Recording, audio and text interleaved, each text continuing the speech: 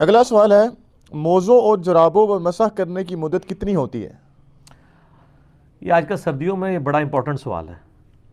موزوں اور جرابوں کے اوپر مسح کرنے کی مدت مسافر کے لیے الگ ہے اور مقیم کے لیے الگ ہے۔ جو مقیم ہے نا، جو یعنی رہائشی ہے کسی علاقے کا، تو اس کو صحیح مسلم کے اندر حدیث ہے، اوپر تلے 4 حدیث ہیں، 639 640 41 42۔ سیدہ عائشہ کے پاس ایک تابعی آتا ہے اور کہتا ہے کہ بتائیں کہ نبی علیہ السلام نے موزوں کے اوپر مسح کی مدت کیا مقرر کی تھی؟ یہ چمڑے کے جو موزے ہوتے ہیں، اسے خفین کہتے ہیں عربی میں، اور جو جرابیں والے جو موزے ہیں ان کو ہم جرابین کہتے ہیں عربی میں۔ یہ دونوں سنت ہے، جیسے پگڑی الگ سے سنت ہے، ٹوپی الگ سے سنت ہے۔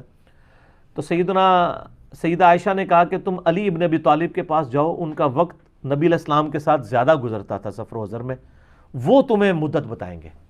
اچھا، اس حدیث سے یہ بات پتہ چلی کہ سیدہ عائشہ جو سینکڑوں صحابہ کی استاد ہیں، ان کو بھی کسی مسئلے کے اندر ایشو ہوتا تھا تو مولا علی سے پوچھتی تھی۔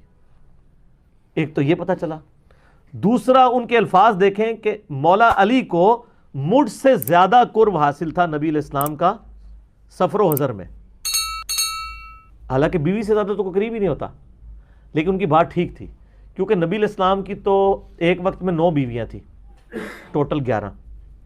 آپ ساری بیویوں کو سفر میں نہیں لے کے جاتے تھے، قرعہ اندازی کرتے تھے، کبھی کسی بیوی کا نام نکل آتا تھا، کبھی کسی کا۔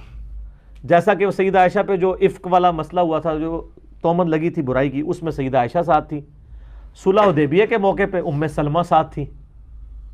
ہر موقع پہ ڈیفرنٹ بیوی کے نام قرعہ نکلتا تھا، لیکن سیدنا علی تو ہر سفر میں حضور کے ساتھ ہوتے تھے، سوائے ایک سفر کے جو تبوک کا سفر تھا۔ بخاری مسلم میں آتا ہے تو رو پڑے، آپ فرمایا تو اس پہ خوش نہیں ہے کہ تیری میرے ساتھ وہی نسبت ہے جو ہارون کی موسیٰ کے ساتھ، مگر میرے بعد کوئی نبی نہیں۔ یعنی موسیٰ علیہ السلام اپنا سکسیسر چھوڑ کے گئے تھے اس وقت کے لیے سیدنا ہارون علیہ السلام کو، تو میں اپنی امت پہ، عورتوں اور بچوں پہ تمہیں چھوڑ کے جا رہا ہوں۔ تو سیدنا علی سے جب پوچھا اس تابعی نے، تو انہوں نے فرمایا کہ نبی علیہ السلام نے مسافر کے لیے 3 دن اور 3 رات یعنی 72 گھنٹے، اور مقیم کے لیے 1 دن اور 1 رات یعنی 24 گھنٹے تک ایک دفعہ وضو کر کے آپ یعنی موزے پہن لیں تو مسح کی اجازت مرحمت فرما دی ہے۔ یعنی آپ نے فجر کا وضو کیا، اس میں تو آپ نے وضو میں پاؤں دھوئے ہیں نا، تو یہ تو نکل گیا بیچ میں سے، جرابیں یا موزے پہن لیے، اب آپ زور میں بھی مسح کر سکتے ہیں، عصر میں بھی، مغرب میں بھی، عشاء میں بھی، اور اگلے دن کی فجر میں بھی کر سکتے ہیں، کیونکہ یہ والی فجر تو دھو کے آپ نے پڑھی تھی نا۔ پریکٹیکلی تو 24 گھنٹے کیسے پورے ہوں گے؟ یعنی وہ 5 نمازوں تک ہے کہ زور، عصر، مغرب، عشاء اور اگلی فجر۔ ہاں، فجر کے بعد آپ پھر موزے اتار کے آپ کو، اگر آپ مقیم ہیں، اگر آپ مسافر ہیں، پھر 3 دن 3 رات تک اگر آپ نے اس دوران وضو کرنے کے بعد موزے یا جرابیں نہیں اتاری تو آپ نماز کے لیے مسح کر سکتے ہیں، اور اس کا بڑا آسان طریقہ ابو داؤد میں ہے۔ یہ ہر لوگ اپنے انداز سے ہی مسح کر رہے ہوتے ہیں۔ مسح کا طریقہ یہ ہے کہ جیسے آپ سر کے مسح کے لیے پانی دیتے ہیں نا، تو دائیں ہاتھ میں آپ جرابوں یا موزوں کے مسح کے لیے پانی لیں گے، بائیں ہاتھ پہ اسے گرائیں گے، اور ہاتھ کو یوں کریں گے کہ یہ قطرے سارے ٹپک جائیں، صرف تری رہ جائے۔ سر پہ بھی صرف تری ملنی ہوتی ہے، سر دھونا نہیں ہوتا۔ جب تری رہ جائے نا، تو دایاں جو پاؤں ہیں اس کے اوپر والے حصے کا دائیں ہاتھ سے مسح یوں کرنا ہے، پیرلل میں دونوں، اور بائیں سے بائیں کا۔ بعض اس کے لیے لادہ گیلا کر کے دونوں ہاتھ پہلے ادھر پھیرتے ہیں، پھر ادھر پھیرتے ہیں، نیچے سے بھی اوپر سے بھی۔ وہ تو سیدنا علی کا قول ہے نا ابو داؤد میں کہ اگر دین صرف عقل کی بنیاد پہ ہوتا تو پاؤں کے تلوے کا مسح کیا جاتا، لیکن شریعت حکم کے اوپر چلتی ہے، اس لیے حکم ہمیں یہ ہے کہ اوپر والے حصے کا آپ نے مسح کرنا ہے، دائیں سے دائیں کا، بائیں سے بائیں کا۔ تو یہ سنت ہے، اور یہ تو خفین کی حدیثیں ہیں تو بخاری مسلم میں موجود ہے۔ صحیح مسلم میں ایک حدیث ہے، حضرت مغیرہ ابن شعبہ رضی اللہ تعالیٰ عنہ کہتے ہیں کہ غزوہ تبوک میں نبی علیہ السلام کے ساتھ تھا، ایک موقع پہ میں نے آپ کو وضو کروایا، تو جب میں آپ صلی اللہ علیہ وسلم نے ایک کرتا پہنا ہوا تھا جس کی آستین بڑی تنگ تھی، یعنی ایسے اوپر نہیں ہو سکتی تھی، تو آپ نے اپنی وہ کرتا اتارا یوں کر کے، اور یہاں سے نا یہ بٹن کھول کے یہاں سے بازو نکال کے نا تو وہ دھوئے، اور پھر یہاں پہ بھی یہ بعض کا لوگوں کا تنگ ہوتا ہے نا، تو وہ یہ اتنا ہی دھو لیتے ہیں ایسے کر کے، نہیں سر یہ کونیوں سمیت دھونا ہوتا ہے۔ اور کہتے ہیں جب نبی علیہ السلام کے پاؤں دھونے کی باری آئی تو میں آپ کے موزے اتارنے لگا، تو آپ نے فرمایا کہ اس کو چھوڑ دو، میں نے ان کو پاکی کی حالت میں پہنا تھا، تو آپ نے موزوں کے اوپر یوں مسح کیا۔ یہ مسلم شریف میں حدیث ہے۔ تو مشکات کی پہلی جلد میں یہ ساری حدیث آپ کو مل جائیں گی. اور کہتے ہیں اس کے بعد جب ہم وضو کر کے نماز کے لیے پہنچے تو آگے صحابہ کرام نے پہلی جماعت کھڑی کی ہوئی تھی, کیونکہ نبی علیہ السلام استنجا اور وضو میں لیٹ ہو گئے تھے. صحابہ کرام یہ سمجھے کہ بھئی نماز ہماری عصر کی نماز تھی, قضا نہ ہو جائے, تو مشورہ کر کے انہوں نے عبد الرحمن بن عوف کو مصلی پہ آگے کر دیا. عبد الرحمن بن عوف جو ہے وہ نماز پڑھانا شروع ہو گئے, ایک رکعت ہو گئی, نبی علیہ السلام آ گئے. صحیح مسلم شریف کی حدیث ہے. تو نبی صلی اللہ علیہ وآلہ وسلم کی آمد کی جب صحابہ کو اندازہ ہوا تو انہوں نے نا تصفیق کرنا شروع کر دی, یوں ایسے, یعنی اشارہ کرنا شروع کر دیا تالی کی آواز سے پتہ چل جائے. حالانکہ بخاری مسلم میں حدیث ہے کہ یہ تصفیق عورتیں کریں گی, کیونکہ عورت کی آواز کا پردہ ہے, مردوں نے سبحان اللہ کہہ کے امام کو غلطی پر اطلاع دینی ہے. تو عبد الرحمن بن عوف نے مصلی چھوڑ دیا, نبی علیہ السلام نے فرمایا کہ اپنے مصلی پہ ہی رہو, اشارہ کیا, وہ نماز پڑھاتے رہے. اس طرح کا واقعہ بخاری مسلم میں حضرت ابوبکر کے لیے آتا ہے, تو ان کو بھی نبی علیہ السلام نے کہا مصلی پہ رہو, لیکن وہ نہیں رہے تھے, وہ پیچھے آ گئے. نبی علیہ السلام پھر مصلی پہ گئے, نماز پڑھائی. بعد میں آپ نے فرمایا تمہیں حکم دیا تھا, تو انہوں نے کہا ابو قحافہ کے بیٹے کی کیا مجال کہ رسول اللہ تشریف لے آئے اور وہ مصلی پہ کھڑا رہے. پھر ابو بکر تو ابو بکر ہے نا جی, ابو بکر کی جگہ کون لے سکتا ہے. عبد الرحمن بن عوف کو جب نبی علیہ السلام نے اشارہ کیا تو انہوں نے بھی صحیح کام کیا, انہوں نے نبی علیہ السلام کا حکم مان لیا, تو وہ نماز پڑھاتے رہے. نبی علیہ السلام کی ایک رکعت رہ گئی تھی, تو حضرت مغیرہ ابن شعبہ کہتے ہیں جب عبد الرحمن بن عوف نے سلام پھیرا تو میں نے اور نبی علیہ السلام نے کھڑے ہو کے اپنی ایک رکعت کو پورا کیا. یہ پوری, اسی پہ میرا ایک کلپ بھی ہے کہ نبی علیہ السلام نے کس صحابی کے پیچھے نماز پڑھی. دنیا میں ایک ہی شخص ہے جس کے پیچھے نبی علیہ السلام نے نماز پڑھی ہے, بلکہ دنیا نہیں سر, اس کائنات میں ایک ہی شخص ایسا ہے جس کے پیچھے کسی نبی نے نماز پڑھی ہو, اور وہ عبد الرحمن بن عوف ہے رضی اللہ تعالیٰ عنہ. حضرت ابوبکر نے تو مصلی چھوڑ دیا تھا, اس لیے ان کے پیچھے نماز نہیں پڑھی, آپ نے خود آ کے مصلی سے مانگ لیا. تو یہ ایک ایسا اعزاز ہے جو کسی صحابی کو حاصل نہیں ہے, تو اس میں بھی موجود ہے. پھر جامعہ ترمذی کے اندر آپ کو ایک پورا چیپٹر ملے گا جورابین پہ مسا. اب یہ کیا کرتے ہیں, کہتے ہیں موزے چمڑے کے ہونے چاہیے, چمڑے کے ہونے چاہیے.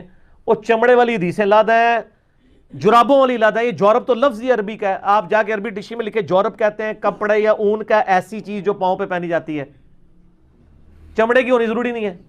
البتہ امام ترمذی نے لکھا ہے کہ وہ جراب موٹی ہونی چاہیے جس سے جسم باہر نہیں ڈھلکے.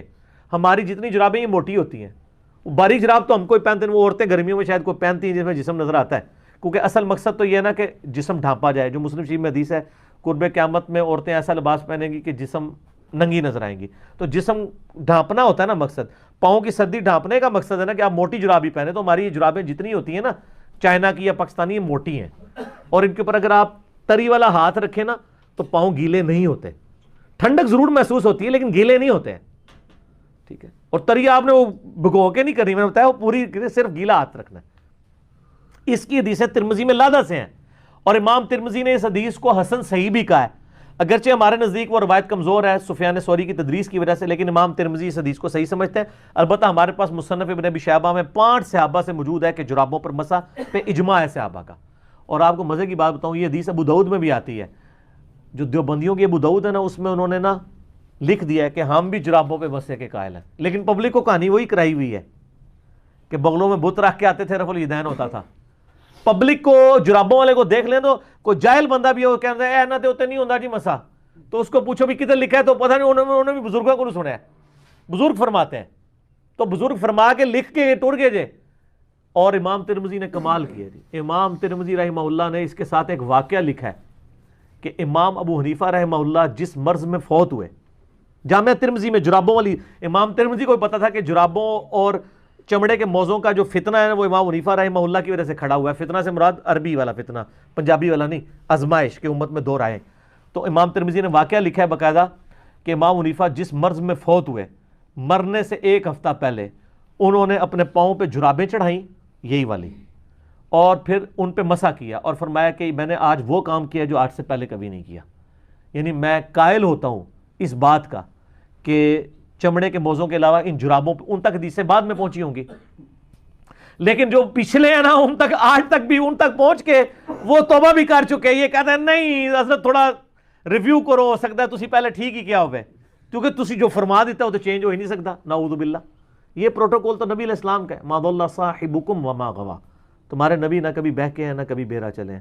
مصیبت کھڑی کی ہوتی ہے، وہ بیچارے وہ چمڑے کے موزے، اب جو لوگ آفیسز میں کام کرتے ہیں وہ بیچارے کہتے ہیں کہ کیا کریں جناب، ہم ایک نمبر بڑا بوٹ لیں، چمڑے کا موزہ پہننے کے لیے تو آپ کو ایک نمبر بڑا بوٹ لینا چاہیے، ٹھیک ہے جی، بڑی مصیبت انہوں نے لوگوں کے لیے. میرا بھی پاؤں مطلب سردیوں میں خراب ہو جاتے تھے، مجھے تو اللہ کا شکر ہے میں نے تو کلپ بھی آپ یوٹیوب پہ میرا کلپ دیکھیں، جرابوں پر مسح اور امام حنیفہ کا رجوع، اس میں نے باقاعدہ وہ جے پی جیز میں وہ ایچ ڈی کیمرے میں وہ حدیثیں دکھائی ہیں.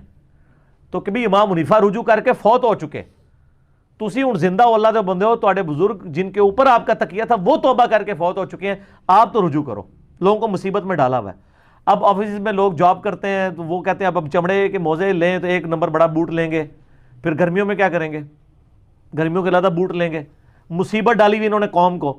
تو یہ جرابیں لیں جناب، بے فکر ہو کے جرابوں پہ مسح کریں، ٹھیک ہے. اور یہ بہت بڑی سہولت ہے، فجر پڑھ کے پہن لیں، آپ اگلی فجر تک کر سکتے ہیں.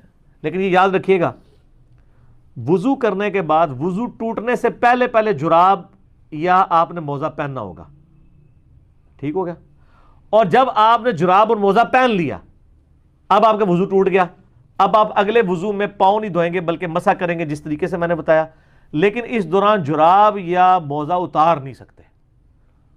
ایک بندہ جراب چڑھا لے، اس کے بعد جرابیں اتار دے، جیسے ہی جراب اتاریں گے نا پھر زیرو ہو جائے گا کام، نا پھر نہیں آگے چل سکتا کام. کیونکہ جراب اتارتا ہی نا وہ وضو، اور آپ کا وہ والا وضو گیا جو جراب کے اوپر قائم تھا. اگر آپ نے مسح کیا ہوا ہے نا اس پہ، تو جراب اتارتا ہی وہ والا وضو ختم. اب آپ دوبارہ دھوئیں گے. اچھا آپ کو بتاؤں، حنفیوں نے ایک اور مسئلہ نکالا ہوا ہے. ان کے نزدیک یہ ہے کہ آپ جو موزے ہیں نا وہ خالی پاؤں دھو کے بھی پہن سکتے ہیں. پتہ ہے آپ کو؟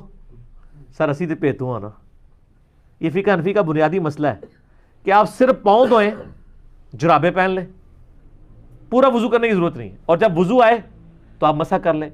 یہ انہوں نے غلط کرالری کیوں نکالی؟ ان کے نزدیک جو اعضائے وضو کی ترتیب ہے نا، نہ یہ ضروری ہے اور نہ ان کا متواتر ہونا ضروری ہے. وہ کہتے ہیں آپ اگر آدھا گھنٹہ پہلے وضو میں چہرہ دھوئیں، آدھے گھنٹے بعد جا کے کونیے دھوئیں، اس سے آدھے گھنٹے بعد جا کے مسح کریں اور 2 گھنٹے بعد پاؤں دھوئیں، اس دوران آپ کا وضو نہ ٹوٹے تو آپ کا وضو ٹھیک ہے.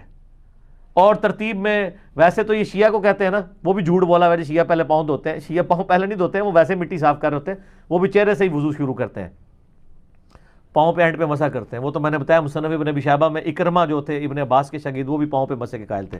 تسی جراباں دے مسح دی گل کر رہے ہو، اسی بغیر جراباں دے بھی مسح دے قائل ہاں، ٹھیک ہے نا جی. تسی جراباں دے موزے نوں پہ روندے ہو. تو وہ اس میں ان کے نزدیک یہ ہے کہ اگر کوئی پاؤں وضو میں پہلے دھو لے، چہرہ بعد میں دھو لے، مسح، یہ سر فقہ حنفی مجھ سے زیادہ نہیں کوئی جانتا، میں تو یہ ساری چیزیں پڑھاتا رہا ہوں، ٹھیک ہے نا. اللہ تعالیٰ مجھے معاف کرے، آمین تو کہہ دو یار، ہس دے ہو تسی، منوں نہیں معافی دی ضرورت، ٹھیک ہے.